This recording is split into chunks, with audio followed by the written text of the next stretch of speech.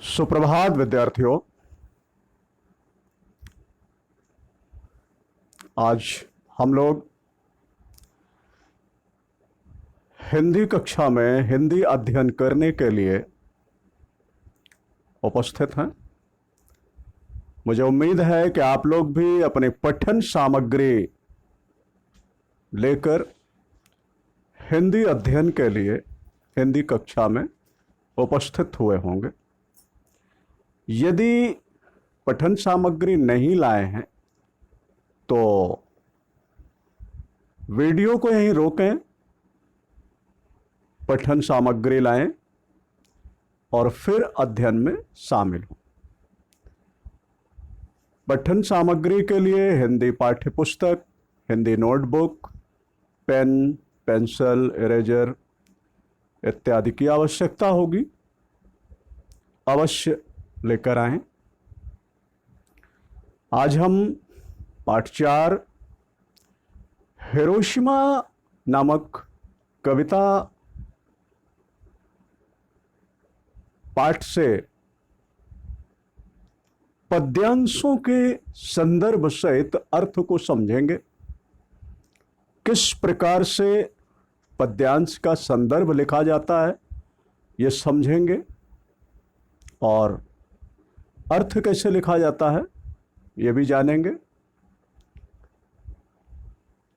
आइए हम लोग अध्ययन क्रम में आगे बढ़ते हैं।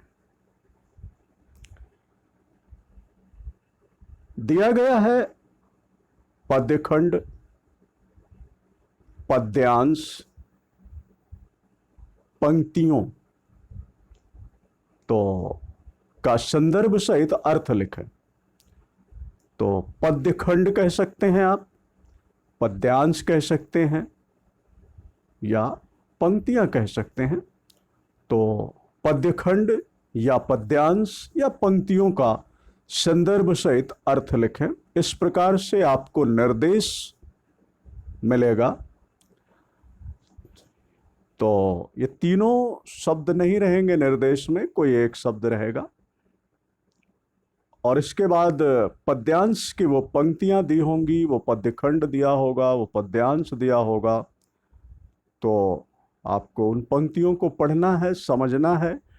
पढ़ने समझने के बाद उनका संदर्भ सहित अर्थ लिखना है। संदर्भ कैसे लिखा जाएगा ये हम आपको पहले बता चुके हैं। एक बार स्मरण करें, संदर्भ किस प्रकार लिखने के बताया गया था। और यदि स्मरण नहीं हो रहा है तो फिर हम एक बार फिर से आपको याद दिला रहे हैं। ध्यान से समझें। पंक्तियां दी हुई हैं। कविता का ये पहला पद्यांश है, पहला पद्यखंड है। एक दिन सहसा सूरज निकला, अरे क्षितिज पर नहीं नगर के चौक, धूप बरसी पर अंतरिक्ष से नहीं फटी मिट्टी से। कविता के इस प्रथम पद्यखंड का हमें संदर्भ सहित अर्थ लिखना है। संदर्भ कैसे लिखेंगे ध्यान दें। संदर्भ लिखने के लिए प्रश्न में पद्यखंड, पद्यांश या पंक्तियां जिस शब्द से संबोधित किया गया है, संदर्भ में भी उसी शब्द को लेकर के आपको संदर्भ लिखना है। यदि निर्देश में कहा गया है कि प्रस्तुत पंक्तियां या प्रस्तुत पंक्तियों का संदर्भ सहित अर्थ लिखें, तो फिर संदर्भ में हमें लिखना है प्रस्तुत पंक्तियां हमारी हिंदी पाठ्य पुस्तक के हिरोशिमा नामक पाठ से लिया गया है या ली गई हैं। क्योंकि पंक्तियों के लिए तो प्रस्तुत पंक्तियां हमारे हिंदी पाठ्य पुस्तक के हिरोशिमा नामक पाठ से ली गई हैं। इसके रचनाकार श्री सच्चिदानंद हेरानंद वात्स्यायन अज्ञेय जी हैं। ठीक। यदि निर्देश में ऐसे कहा गया है कि प्रस्तुत पद्यखंड का संदर्भ सहित अर्थ लिखें, तो हमारा संदर्भ कुछ इस प्रकार से होगा। प्रस्तुत पद्यखंड हमारी हिंदी पाठ्यपुस्तक के हिरोशिमा नामक पाठ से लिया गया है। इसके रचनाकार श्री सच्चिदानंद हेरानंद वात्स्यायन अज्ञेय जी हैं। यदि निर्देश में ऐसा कहा गया है कि निम्नलिखित पद्यांश का संदर्भ सहित अर्थ लिखें, तो हम संदर्भ कुछ इस प्रकार से लिखेंगे। प्रस्तुत पद्यांश हमारी हिंदी पाठ्यपुस्तक के हिरोशिमा नामक पाठ से लिया गया है। इसके रचनाकार श्री सच्चिदानंद हीरानंद वात्स्यायन अज्ञेय जी हैं। आप लोगों ने यहां पर देखा, मैंने 3 बार संदर्भ आप लोगों को बताया। एक बार पंक्तियां शब्द लेकर, एक बार पद्यखंड शब्द लेकर और एक बार पद्यांश खंड शब्द लेकर के। इसका मतलब तीनों शब्द संदर्भ में एक साथ प्रयोग नहीं किए जाएंगे, किसी एक शब्द का ही प्रयोग करेंगे। और कौन से शब्द का प्रयोग करेंगे, यह प्रश्न का निर्देश निर्धारित करेगा। निर्देश में यदि पंक्तियों शब्द को प्रयोग किया गया है, पद्यखंड को प्रयोग किया गया है या पद्यांश को प्रयोग किया, तो निर्देश में जो भी शब्द प्रयोग किया गया है, संदर्भ में उसी शब्द को माध्यम बना करके आप संदर्भ लिखेंगे। ठीक है। अभी संदर्भ कैसे लिखना है आपने समझ लिया होगा। जितने भी पद्यांश दिए होते हैं या जितने पद्यांश का अर्थ लिखने के लिए हमें निर्देश दिया जाता है, यदि हमें 5 पद्यखंड दिए हुए हैं और 5 में से कहा गया कि नहीं 3 पद्यांशों का संदर्भ सहित अर्थ लिखें, तो हमें उन तीनों पद्यांशों का संदर्भ सहित अर्थ लिखना है। और तीनों पद्यांश के लिए संदर्भ बार बार लिखना होगा और तीनों पद्यांश का अर्थ अलग अलग लिखना होगा। ठीक है, तो आगे बढ़ें। अभी जो पंक्तियां दी गई थी, उन पंक्तियों का अर्थ किस प्रकार से लिखेंगे। प्रस्तुत पंक्तियों के माध्यम से सबसे पहले अर्थ हेडिंग लिखने से पहले आप संकेत लिख दीजिए। तो संकेत में कविता की जो पंक्तियां दी गई हैं, जो पद्यखंड दिया गया है या जो पद्यांश दिया गया है, उसमें प्रारंभ के 1 या 2 शब्द और अंत के 1 या 2 शब्द, जैसे यहाँ संकेत 1 दिन ... फिर लिखा है मिट्टी से, तो प्रारंभ में 1 दिन और अंत में मिट्टी से। ये शब्द हमारे कविता की जो पंक्तियां हैं उनमें प्रारंभ और अंत में ये शब्द हैं। तो संकेत मैंने लिखना है और इसके बाद अर्थ हेडिंग डाल करके, अर्थ हेडिंग लिख करके और इन पंक्तियों का अर्थ लिखना है। किस प्रकार से लिखेंगे। प्रस्तुत पंक्तियों के माध्यम से कवि परमाणु बम की तुलना सूरज से करते हुए कहते हैं कि आज अचानक जो सूरज निकला है वह रोज की तरह आकाश से नहीं बल्कि नगर के आंगन से निकला। धूप की बारिश तो हुई, सूरज के निकलने पर धूप की बारिश तो हुई, वह आसमान से नहीं बल्कि वह धरती के फटने से हुई। क्या? धूप की बारिश। सूर्य निकलता है, धूप की बारिश आसमान से होती है, परंतु यहां पर जो सूरज निकला है उस सूरज के निकलने से धरती फटी है और धूप की बारिश उस फटी मिट्टी से हुई है, फटी धरती से। तो इस प्रकार से पंक्तियों का अर्थ लिखना होता है।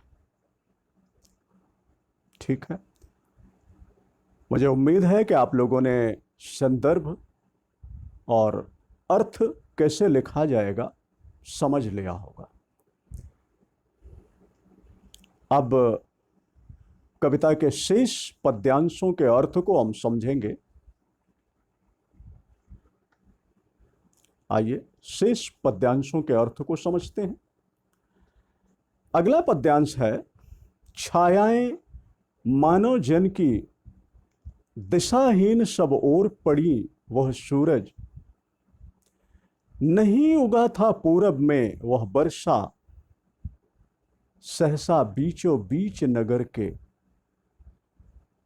काल सूर्य के रथ के पहियों के जो अरे टूटकर बिखर गए हों दसों दिशा में। इस पद्यांश का अर्थ,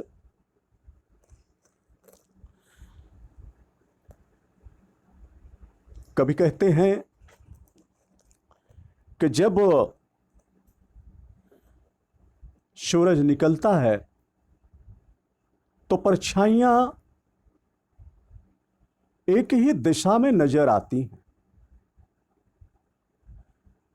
परंतु आज मानव शवों की परछाइयां, मानव शव ऐसे लगता है कि दिशाहीन होकर इधर उधर सब जगह बिखरे पड़े हैं, या मानव शवों की परछाइयां दिशाहीन होकर इधर उधर सब जगह बिखरी पड़ी हैं।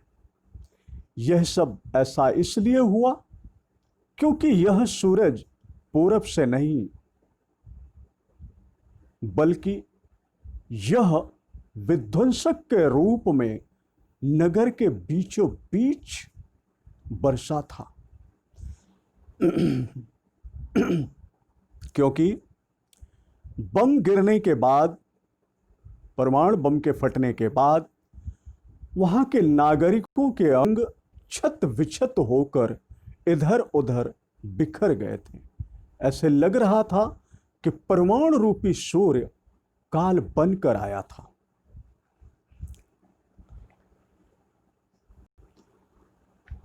अगला पद्यांश है, कुछ क्षण का वह उदय अस्त, केवल एक प्रज्वलित क्षण की दृश्य सोख लेने वाली दोपहरी फिर। क्या कहा जा रहा है? कुछ क्षण का उदय अस्त, केवल एक प्रज्वलित क्षण की दृश्य सोख लेने वाली दोपहरी फिर। कवि कहते हैं कि जब परमाणु रूपी सूरज निकला तो ऐसा लगा कि क्षण भर को सूर्य उदय हुआ और फिर अचानक से अस्त हो गया, साथ ही अस्त कर गया लाखों जीवन। यह ऐसा सूर्य था जो जीवनदायी नहीं था, यह वह सूरज था जो मृत्यु को देने आया था। सूरज की तेज प्रज्वलित ज्वालाओं में सब कुछ जलकर भस्म हो गया।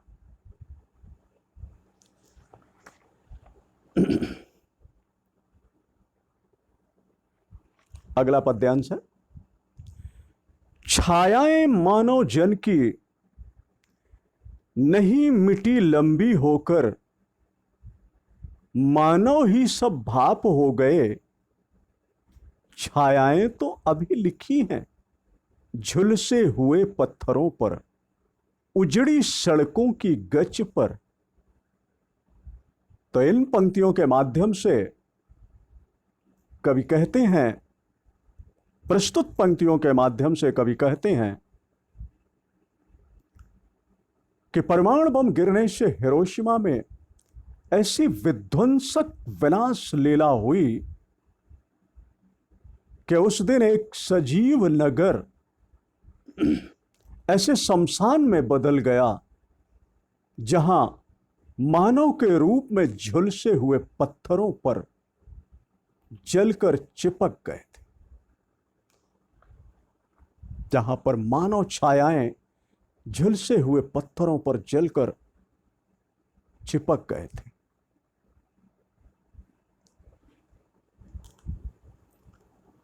अगला पद्यांश है, मानव का रचा हुआ सूरज मानव को भाफ बनाकर सोख गया, पत्थर पर लिखी हुई यह जली हुई छाया मानव की साखी है।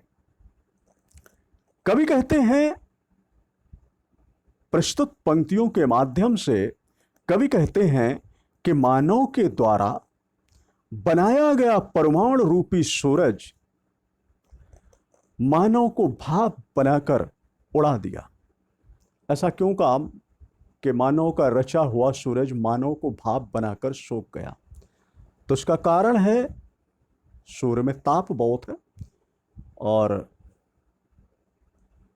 जब तापमान अधिक होगा, तापमान बहुत बढ़ेगा, तो उससे जितनी भी तरल वस्तुएं हैं वो तुरंत ही वाष्पीकृत हो जाएंगी और भाप बनकर उड़ जाएंगी। तो प्रस्तुत पंक्तियों के माध्यम से कवि कहते हैं कि मानव के द्वारा बनाया गया यह परमाणु रूपी सूरज मानव को भाप बनाकर उड़ा दिया। इस आविष्कार ने मानव जाति का विध्वंस कर दिया। उस विध्वंस की डरावनी स्मृति, डरावनी याद आज भी लोगों के दिल में छाई हुई है, बसी हुई है। इस प्रकार पद्यांश के, इस प्रकार कविता के लगभग सभी पद्यांशों का अर्थ आप लोगों ने समझा। अब आपको गृह कार्य में